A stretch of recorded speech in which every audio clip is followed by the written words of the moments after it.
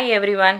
இன்றைக்கி நம்ம பாதுஷா எப்படி செய்யறதுன்னு பார்க்கலாம். அதுக்கு தேவையான பொருட்கள் பார்த்திங்கன்னா 1.5 கப் மைதா மாவு, 1/4 teaspoon baking powder, 1/4 teaspoon baking soda, 1 teaspoon sugar, 4 teaspoon butter, 1/2 teaspoon lemon juice, 1 cup sugar, அப்புறம் அதுக்கு தேவையான அளவு தண்ணி, பால் தேவையான அளவு, பொரிக்கிறதுக்கு தேவையான அளவு எண்ணெய். இப்போ ஒரு பவுல் எடுத்துக்கோங்க. இதில் இந்த 1.5 கப் மைதா மாவு போட்டுக்கலாம். Baking soda, baking powder, 1 teaspoon sugar.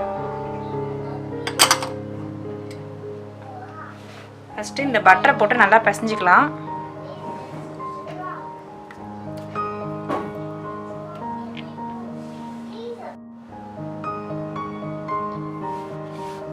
இந்த மாதிரி நல்லா பிசைஞ்சுக்கோங்க.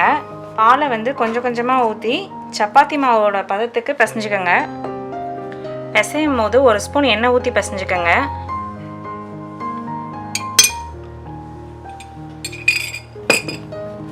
மாவு நல்லா பிசைஞ்சாச்சு. இப்போ 15 மினிட்ஸ் நல்லா ஊறட்டும். இப்போ நம்ம மாவு ஊற வச்சுருக்க டைமில் சுகர் சிரப்பு ப்ரிப்பேர் பண்ணிக்கலாம். இதில் 1 கப் சுகர் போட்டிருக்கேன். அதுக்கு தேவையான அளவு தண்ணி ஊற்றிருக்கேன்.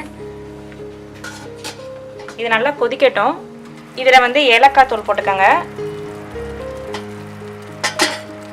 குங்குமப்பூ தேவைப்பட்டால் போட்டுக்கலாம். அவ்வளோதான், இதை ஆஃப் பண்ணிடலாம். இதில் இப்போ லெமன் ஜூஸ் ஊற்றிடலாம்.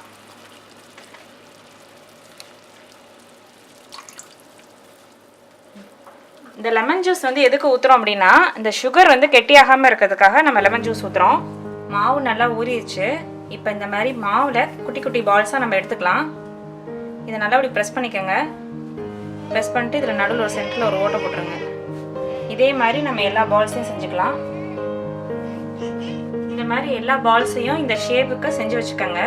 இதுக்கப்புறம் நம்ம எண்ணெய் சட்டியில் போட்டு இதை எடுத்துடலாம்.